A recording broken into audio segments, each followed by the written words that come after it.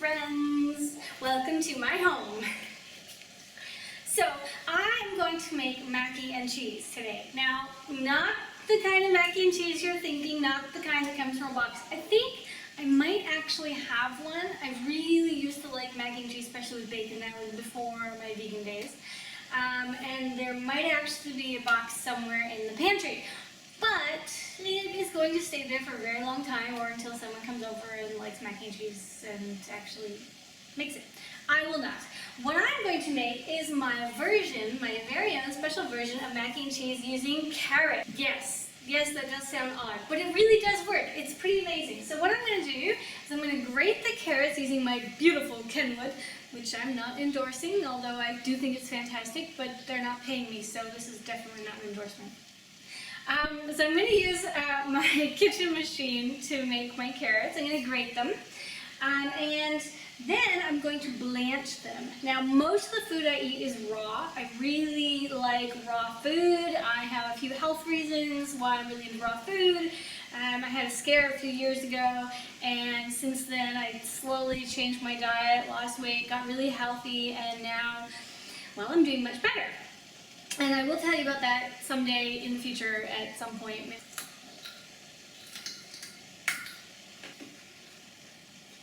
I know I'm chewing on the carrot, which is a problem because I have to wait until I'm done chewing to talk. I've got a whole bunch of carrots. One sec. So I eat most of my food raw. Now blanching, I know, is technically not raw at all. It's technically cooked, right? That's what it is. But some things you just, sometimes I really want that like pasta taste, or that, not even the taste, more like the texture, because actually the taste is whatever you put on top. So what I want is the texture and the saltiness and all that goodness. So sometimes I do that. I don't boil anything, but blanching is different. So what you do is you bring your water to a boil, and then you take your grated carrots or whatever vegetables you have. Essentially it's like steaming. Steaming takes a lot longer though, and I'm just going to throw it into the pot for less than 3 minutes. So it's really, really quick. I'm going to dump it out, put it under cool water or warmish water, let it stop cooking right away. Then I'm going to add my salt, and in your case, if you want to add butter or oil or whatever it is that you typically add to your pasta, just by pasta to make it yummy, you could do it, or to vegetables to make it a yummy vegetable for you. I try to avoid too much salt, so I will use Himalayan salt. And of course I use a vegan butter or something like that. Now what this does is it takes away that crispiness of the carrot, so I'm going for more of a slightly soft pasta kind of feel, but still a little crispy on the inside. I don't want it gooey.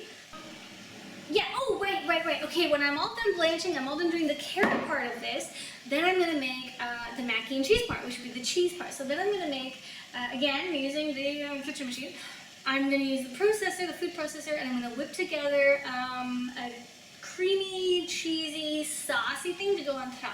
Now with your sauce, you have a whole bunch of varieties. First of all, you could just use real cheese. If you have the ability to get nut cheese at your local grocery store, you can also do that. I know in the States, nut cheese is becoming really popular. Here, it's pretty much non-existent. I can get vegan cheese, but it's made from oil or from plant oils, and that, well, it's not going to work here. So what I want to do is make a nut cheese, and I might use cashews or I might use pine nuts. So we'll see for that. So here I go. I'm going to start the video. So officially the video starts now. Sorry about my long intros. I know, they're crazy. Okay, so what I'm going to do is turn this on.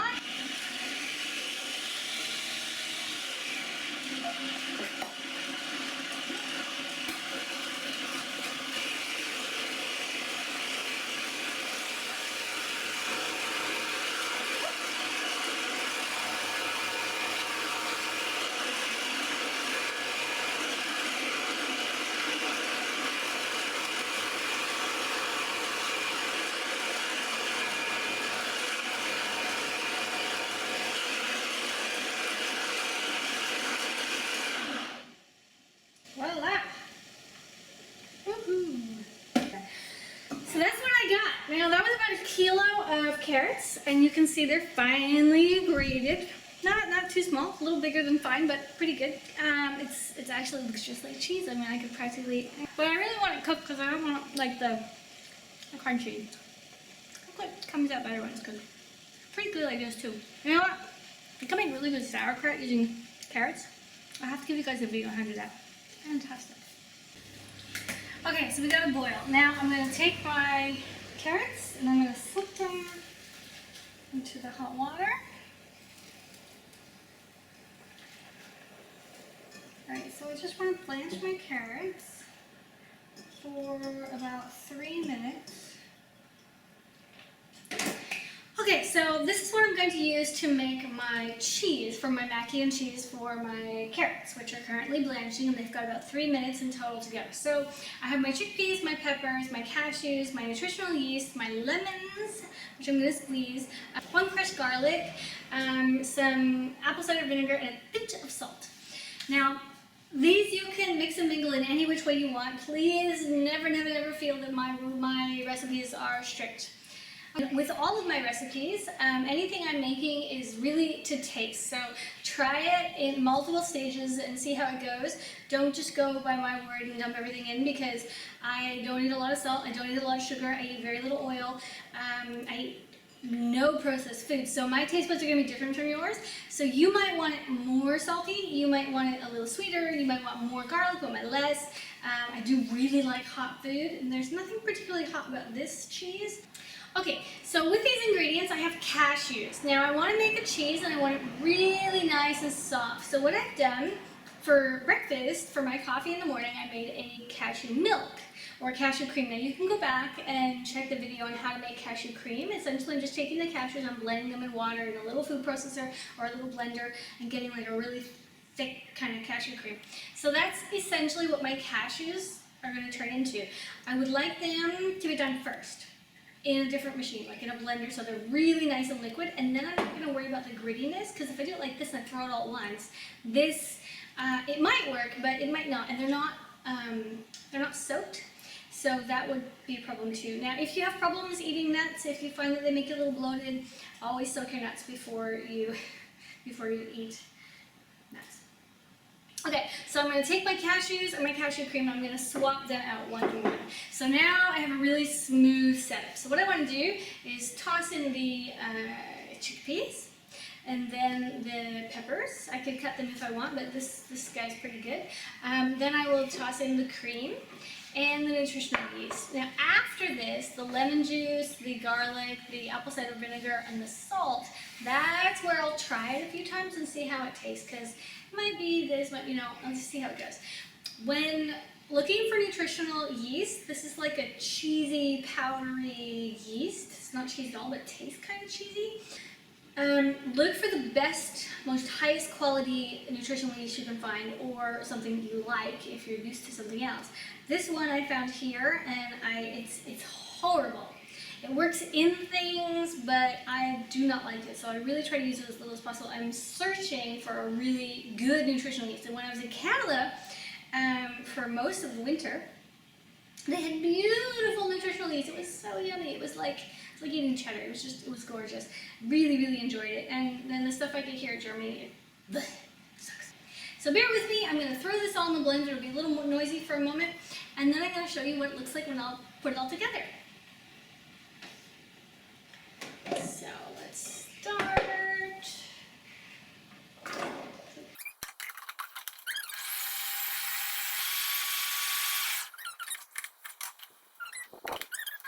I'm going to open it up and scrape down the sides. So you can see right away that the peppers are going to add that color that you want. They also add a fantastic taste. It's not just for the color.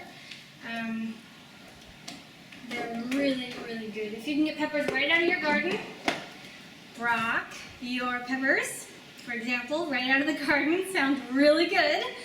That's going to be perfect.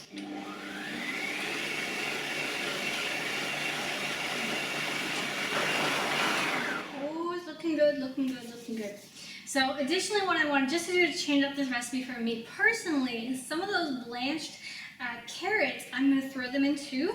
And I'm also going to add some chili flakes.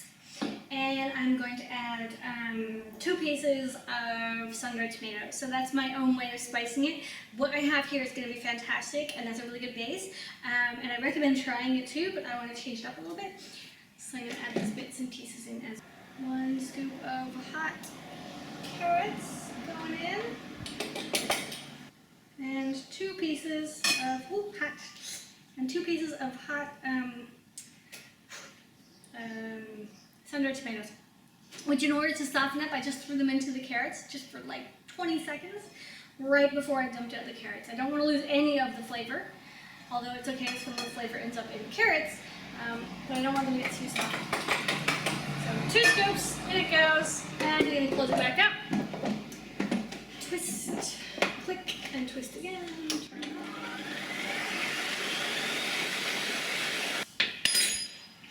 It's already really good. I want to let it blend a lot longer, break everything up. I'm going to add some nutritional yeast. Now, lemon, there's a trick to this. Easier if I take the lid off because I'm too short. So the way I like to do this is one of these guys and then squish into it. And that way I can get all the goodness from the lemon but no seeds.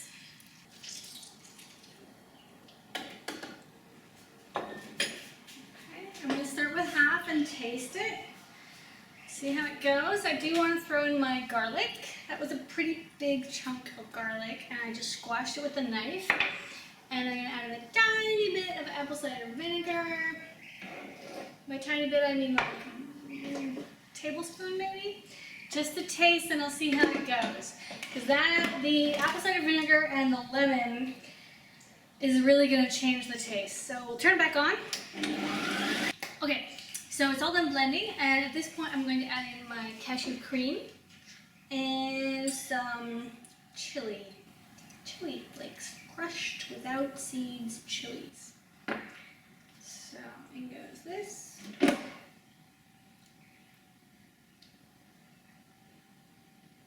Now your cashews are definitely going to put your calories up, so consider that when eating nuts. Also chickpeas, there's a lot of calories in chickpeas, but if you're vegan or vegetarian, there is lots of protein, nutrients, and vitamins in both nuts and chickpeas. I'm going to put in some little pepper flakes. I'm going to blend that, see how that looks, and that should be it. Okay, so I'll do a taste test.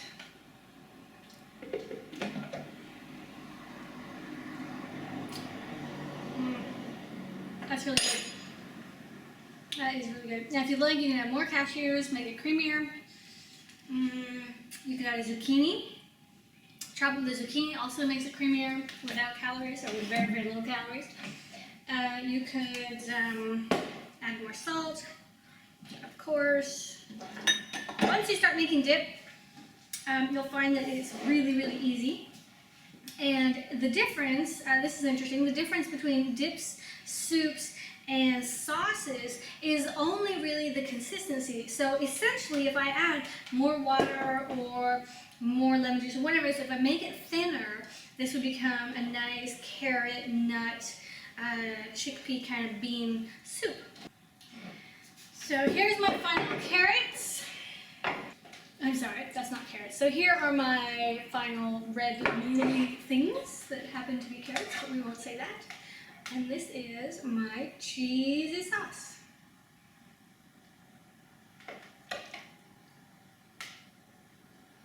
And today this is going to be, aside from my vegetable juice this morning, this is going to be lunch. And just for fun, and to top it, like hot things, I wouldn't recommend this, I'm going to top it with some chili flakes because I love hot food. Okay. Voila. Mac and cheese. This is a vegan, organic, gluten-free, super healthy carrot and cheese topping mac and cheese. So I hope you enjoy it. If you like my videos, please give me a thumbs up. And don't forget to subscribe. And if you try it and you find that there's something else you want to put in, or make it a little more like this, a little more like that, or if you've ever done something similar, tell me about it in the comments below. I love reading your comments, guys. It's really cool. So thank you very much for watching, and I'll see you in the next episode. Toodaloo. It is also, just in case you're wondering, a very good weight loss food. Yeah, there's not a lot of calories in here if you're counting calories. If you're trying to lose weight, that's the only way to do it. You have to count calories. Counting calories, just on a side note, is also a really good idea because it helps you understand how much you're actually eating. Now, I'm not recommending like getting crazy and becoming a calorie counter and all that stuff, but for one day, for 1 week, just to see how many calories you're actually in the food that you're consuming. You will have no idea if you go to a restaurant and it turns out your plate is an easy 2,000 or 3,000 calories because they've put so much cream and so many nuts and so much who knows what and oil and deep fried and yeesh. I mean, that's a lot. Now, on the other hand, if you're at home and you're trying to get thin, you're trying to lose weight, you're trying to become more healthy, and you're eating cereal and you're thinking, okay, I'm having 1 serving of cereal, and the serving of cereal is 32 grams or 2-3 ounces, or however that would be, 20, a little more than 1 ounce or 32 grams about per serving. Don't quote me on that one. And you are, filling the bowl because that's what you're doing. You're filling the bowl, you're thinking it's 1 serving. Weigh your food. Weigh your food, figure out how many calories is in what you weigh, because you will find out that the average bowl of cereal at about 32 grams, which is what they say is 1 serving, which is about 200 calories. When you add milk, I believe it's 200 or so calories per bowl. It's only about this big.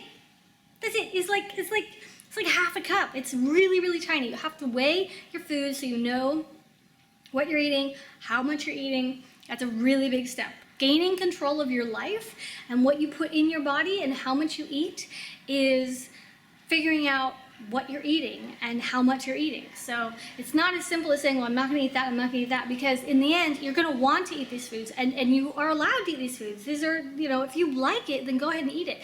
Just eat less of it or know how much you're eating so that you can choose it and say, today, I'm going to eat this chocolate bar because I want to, and I know it's going to be 300 calories or 400 calories, depending on the size. I know it's going to be that much, and I'm going to incorporate that into what I'm eating. So instead of snacking at night, I'm going to have a chocolate bar now. Maybe I'll have some frozen grapes when I'm watching TV. Maybe I'll have a large glass of water while I'm watching TV. Maybe I'll sit around and have some tea. Maybe I just won't have anything at all in the evening, because really, who needs to eat right before bed? So, just a food for thought, my little health tip. Like throw in at the end of all of the little videos. I will try to do more of that. I think it's fantastic. If you guys are trying to lose weight, let me know how that's going too, because I think that's really interesting. I really want to know what your successes are and what your challenges are and where I can help on how to do it, or what I have done, or any tips that I might have that I can share with you guys.